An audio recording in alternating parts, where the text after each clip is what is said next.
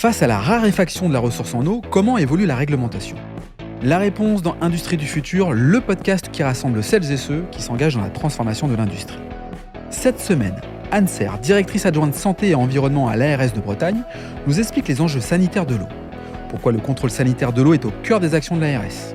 Comment faire face aux conséquences sanitaires des pénuries ? Ou encore, en quoi le réchauffement climatique fait de l'eau le grand sujet du XXIe siècle ? Anne nous trace les pistes d'adaptation en cas de manque d'eau sur le territoire breton. Industrie du futur, un format proposé par Schneider Electric.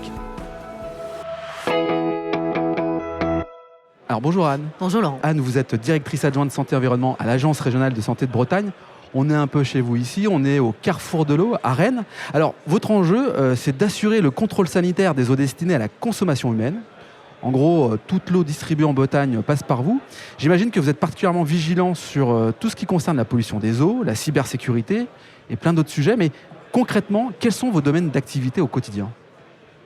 Alors, les agences régionales de santé en France ont pour mission de s'assurer de la sécurité sanitaire des milieux fréquentés par l'homme pour éviter des impacts sur la santé. Okay. Donc, c'est vraiment l'environnement, le déterminant de santé qui est surveillé. En matière d'eau, on a deux volets d'activité importants, c'est les usages sanitaires de l'eau. Ouais. Donc c'est l'eau potable et c'est les eaux de loisirs. Ok. Eau potable, on voit bien ce que c'est. Eau de loisirs, j'imagine que c'est piscine, étang. Est-ce qu'on intègre aussi l'océan ? Bien sûr. Ouais. Alors en plus en Bretagne, on est la région qui a avant le plus fort linéaire de littoral, de côtier. Donc oui, c'est la baignade. C'est aussi d'autres usages comme par exemple la pêche à pied. Puisque la qualité de l'eau va impacter la qualité des coquillages et qu'on a beaucoup de pêcheurs à pied en Bretagne, que ce soit des locaux ou des touristes. Donc on est sur le contrôle sanitaire de ces eaux, que ce soit d'ailleurs donc, les eaux naturelles ou les eaux de bassin ou les eaux de baignade d'eau douce. Comme pour les eaux potables d'ailleurs, c'est le même genre d'organisation, c'est vraiment une surveillance des milieux au regard d'un programme sanitaire qui est organisé et puis une gestion avec les collectivités parce que ce sont quand même des compétences qui dépendent des collectivités autour de ça. Est-ce que la population a pris conscience de finalement cette problématique qui s'accélère sur l'eau, on pénurie d'eau, les sols qui s'assèchent, la pollution. Comment l'ARS mobilise finalement la population et les collectivités là-dessus ? Alors nous, on a un angle d'abord qui est plutôt qualitatif dans un premier temps, c'est-à-dire que le contrôle sanitaire, c'est la vérification de la bonne qualité des eaux mises à disposition du public. Ouais. Alors c'est vrai que là, on est confronté ces derniers temps plus à des enjeux quantitatifs, mais les deux sont liés, puisque moins de ressources en eau va jouer sur la qualité derrière. Comme je dis souvent, une eau de bonne qualité au robinet dépend de la bonne qualité aussi de l'eau qu'on va prélever. Bien sûr. Il se trouve qu'en Bretagne, en plus, pour l'eau potable, en tout cas, essentiellement, on prélève dans les rivières, dans ce qu'on appelle les eaux superficielles, contrairement à la majorité des autres régions françaises qui vont prélever dans des nappes souterraines. Vous, c'est les rivières qui alimentent finalement les robinets, c'est ça ? Nous, alors, pas directement, évidemment. Mais les prélèvements principaux se font dans les rivières et les eaux superficielles, ce qu'on appelle les rivières, sont quand même plus sensibles aux rejets agricoles, industriels, domestiques. Et sont très vite impactés aussi au niveau quantitatif par les pluies.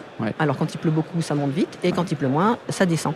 Donc ces enjeux, les enjeux sécheresse, canicule, qu'on a connus cet été-là, ont montré pour la première fois au niveau de la Bretagne que nos ressources, elles étaient fragiles. On savait qu'elles étaient fragiles en qualité, et là on a vu qu'elles étaient fragiles en quantité aussi. Donc finalement, l'idée qu'on pourrait avoir où on se dit, la Bretagne c'est une région humide, finalement on a des problèmes de sécheresse parce que c'est par les rivières qu'on vient chercher l'eau et c'est pas dans les nappes phréatiques. C'est ce que je comprends en fait. C'est-à-dire qu'on a très peu de... C'est vraiment une histoire de géologie qui fait qu'on a très peu de nappes souterraines disponibles pour l'eau potable, où elles sont assez superficielles et aussi fragiles que l'eau des rivières finalement. Donc il y a un enjeu capital parce qu'en plus de ça, le GIEC prévoit entre 10 et 40% de baisse du niveau des cours d'eau d'ici à 2050.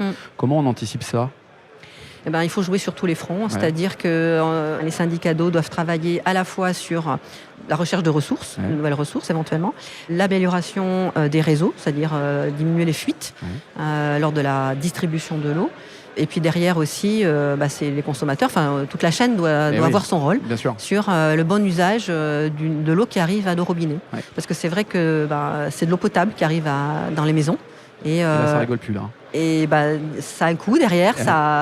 Après, c'est important parce qu'effectivement, c'est les usages sanitaires, mais il faut que chacun d'entre nous soit aussi conscient et responsable de la sensibilité de cette ressource.